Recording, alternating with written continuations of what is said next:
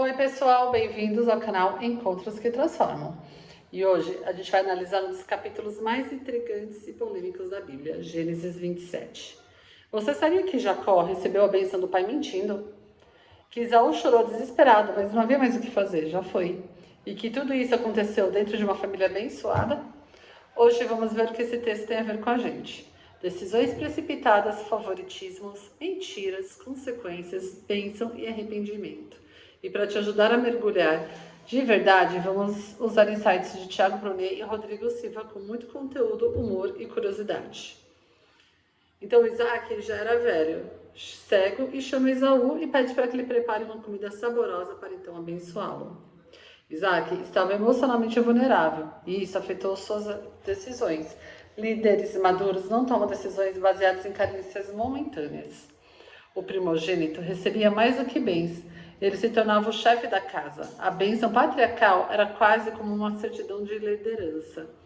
E o curioso é que Isaac insiste em abençoar Esaú, mesmo sabendo da profecia em Gênesis 25, 23. Ele tenta manter a tradição em vez de seguir a revelação. É como se Isaac dissesse: filho, prepara aquele cordeiro com alecrim que só você sabe fazer, porque eu estou prestes a te transferir a senha do Pix espiritual. Aí Rebeca, no versículo 5 ao 10, a Rebeca ouve a conversa e arma um plano com Jacó para enganar Isaac. Uma mente ansiosa antecipa os planos de Deus e tenta dar um jeitinho. Rebeca era acelerada, ela não ora, não consulta a Deus, ela simplesmente age. Imediatismo é sintoma de imaturidade. E o texto destaca que Rebeca favorecia Jacó.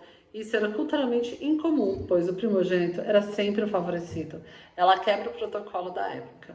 E mesmo que a profecia dissesse que o menor seria o maior, não justifica a manipulação humana. Os fins não santificam os meios.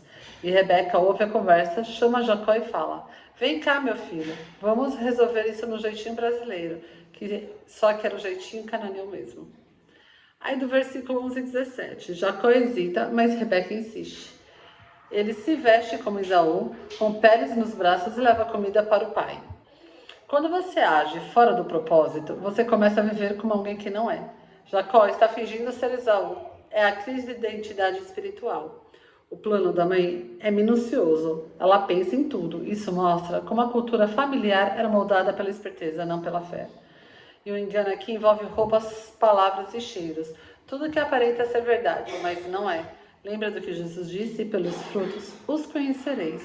Imagina Jacó colocando pele de cabrito no braço e pensando: meu irmão tem mais pelo que um urso, hein? Do versículo 18 a 29, Jacó engana Isaac e recebe a bênção.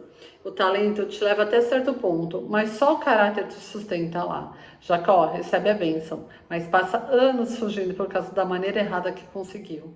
A bênção tem valor histórico, era o equivalente a um ato legal de herança espiritual e material. Não era só oração, era transferência de destino.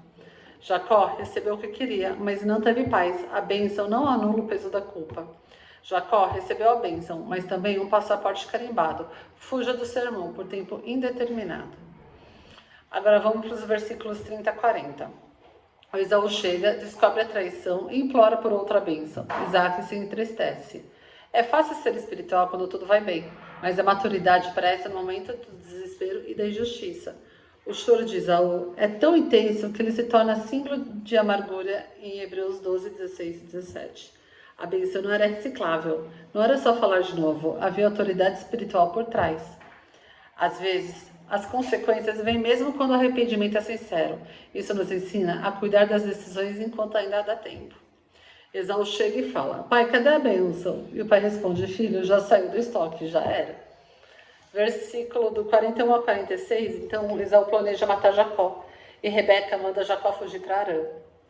A falta de maturidade emocional leva ao ódio. Esaú não ora, não busca Deus, ele responde com fúria.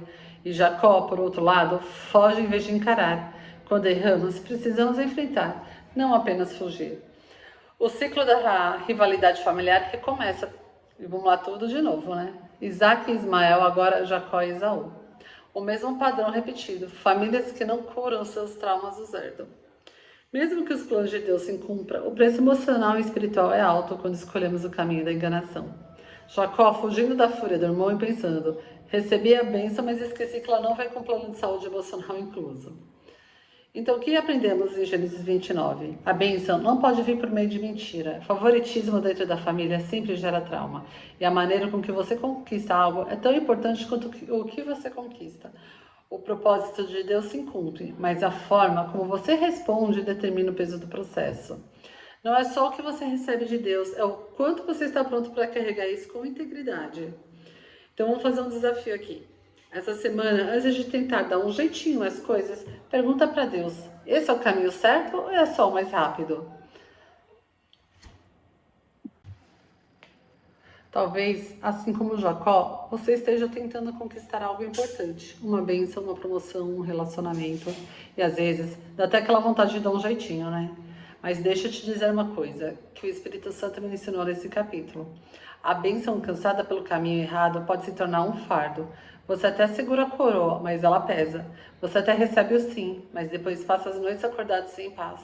A Bíblia, em Provérbios 10:22 diz: a bênção do Senhor é que enriquece, com ela não traz desgostos. Então não aceite qualquer coisa, espero que vem de Deus, do jeito dele, no tempo dele. Agora, se você ficou até aqui, é porque você é um dos meus. Gosta do conteúdo profundo, com humor, com revelação e com verdade. Então já deixa o seu like, se inscreve no canal e compartilhe com aquele amigo que está quase fazendo o jacozinho da bênção. E comenta aqui embaixo. Qual foi o versículo que mais mexeu com você hoje? E no próximo capítulo, Jacó vai começar a pagar o preço das suas escolhas. Bora pro spoiler. O enganador será enganado, a colheita vem. E Deus começa a tratar o caráter de um homem que será chamado Israel. Nos vemos lá, não percam, hein? Deus te abençoe e até o próximo encontro que transforma.